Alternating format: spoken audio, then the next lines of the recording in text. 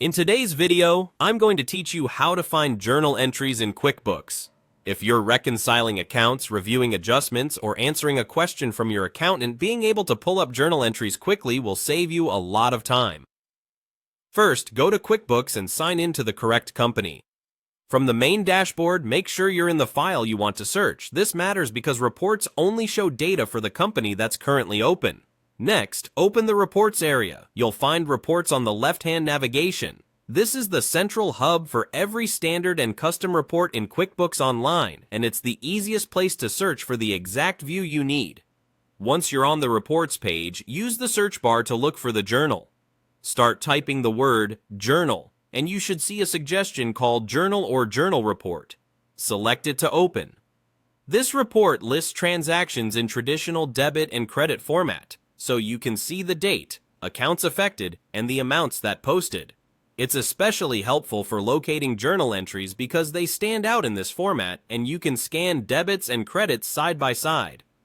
To narrow the results, use the filters and set the date range so your search is precise. At the top of the report, choose a report period such as today, this month, or select custom and enter exact start and end dates. The tighter your date window, the easier it is to spot the right entry.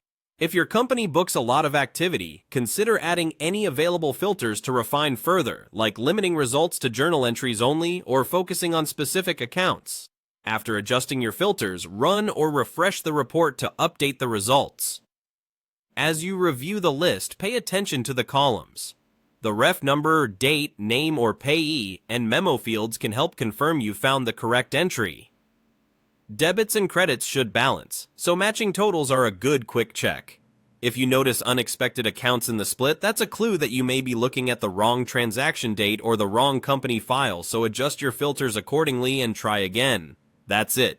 You went to QuickBooks, opened Reports, searched for the journal report, and used filters, especially the date range, to hone in on the exact journal entries you need.